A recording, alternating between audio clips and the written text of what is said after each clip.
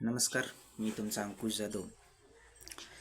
तर कोल्हापूर जिल्ह्यातील नांदणी या गावात झालेली घटना ही जैन मंदिराच्या हत्तीनिशी जरी संबंधित असली तर त्याला आज जो मोठा आकार प्राप्त झाला आहे तो योग्यच आहे. कारण भारतातील सर्वात श्रीमंत असणाऱ्या व्यक्तींनी एका जैन मंदिरातल्या हत्तीनिशी एवढं कायद्याचा आणि सर्व व्यवस्थेचा पुरेपूर वापर करून त्या मंदिरातून तो हत्ती हिसकावला.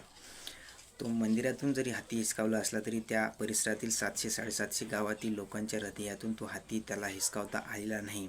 त्यामुळे त्या लोकांनी त्यांच्या परीने विरोध केला. कोर्टात गेले, सर्वोच्च न्यायालयात जरी गेले तरी त्यांच्या विरोधामध्ये हा निर्णय आला आणि तो त्यांनी मान्य केला आणि तो हत्ती देखील त्या वंतारामध्ये पाठवला.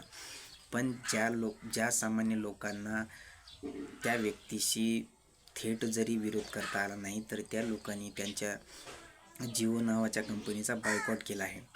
बायकॉट हा योग्य आहे का नाही माहीत नाही, पण आमच्यासारख्या सामान्य व्यक्तींनी काय करायला पाहिजे याच्याविरुद्ध आम्हाला काही विरोध होत नाही. या अशा व्यक्तींच्या विरोधात आम्हाला काही विरोध करता येत नाही. कायदा सुव्यवस्थेच्या विरोधामध्ये आम्हाला लढा देता येत नाही.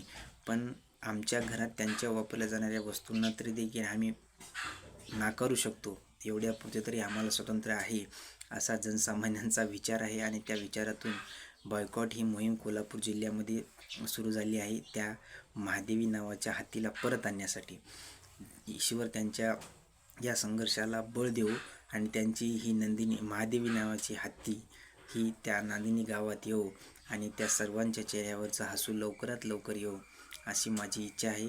आणि हा व्हिडिओ बनण्यामागचा हेतू फक्त त्या कोल्हापूरकरांना आणि त्या नांदणी गावातील गावकऱ्यांना आणि त्या महादेवी हत्तीवर प्रेम करणाऱ्यांना लोकांना सपोर्ट करण्यासाठीच आहे. धन्यवाद.